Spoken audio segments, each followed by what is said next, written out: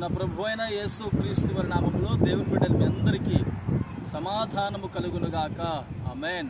పరిశుద్ధ గ్రంథములో దేవుని వాక్యమును ధ్యానించుకుందాం. యోహాను సువర్తమానము 15వ అధ్యాయము 8వ వచనము.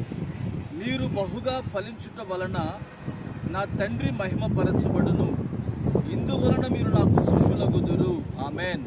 ప్రియమైన దేవుని బిడ్డలారా, మనము బహుగా ఫలించడానికి అనేకమైనటువంటి ప్రయత్నములు చేయించు ఉంటాం.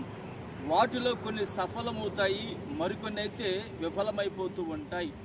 ఈ దినమున మనిషి విఫలమైనటువంటి ప్రతిసారి తను కోరుకునేది ఏమిటంటే, నేను ఎప్పుడు దేవుని వలన ఫలిస్తాను, ఆ ఫలభరితమైనటువంటి జీవితము నాకు ఎప్పుడు అనుగ్రహించబడుతుంది అని ప్రతి వారు ఆశపడేవారు లేకపోలేదు.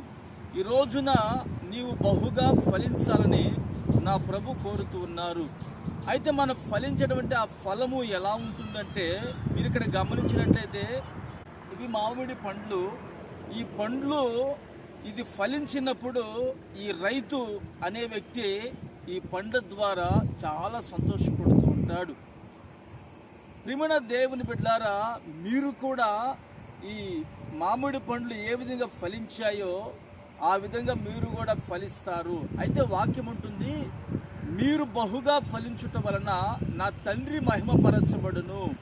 మన ప్రభు అయిన యేసు క్రీస్తు వారట, మనం ఎప్పుడైతే బహుగా ఫలిస్తామో, బహుగా ఆశీర్వదింపబడతామో, అప్పుడు యేసయ్య నామము మహిమపరచబడుతుంది. ఈరోజు నీవు దేవుని మహిమపరిచేటువంటి వ్యక్తిగా నీవు నిలిచి ఉన్నావంటే అందుకు కారణము ప్రభు నిన్ను ఫలింపు చేశాడు. ఇంకను నీవు ఫలించలేదా? నిశ్చయముగా నా యేసయ్య నిన్ను బహుగా ఫలింపు చేసి అనేకులకు దీవెనకరముగా ఈ మామిడి పండ్ల వలె మిమ్మల్ని ఫలింపు చేయునుగాక. ఆమేన్. ప్రార్థన చేసుకుందాము. ప్రేమగల తండ్రి, పరిశుద్ధుడా, స్తోత్రం చెల్లిస్తున్నాము నాయన.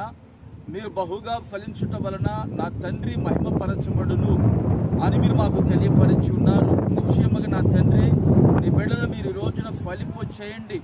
మామిడి పండ్ల వల్ల మీరు ఫలింపు చేయండి. ఉన్నతమైన నీ కృపకు యోగ్యులుగా మలిచి మహిమ పొందుకోమని యేసు నామమున ప్రార్థిస్తున్నాను తండ్రి. ఆమేన్.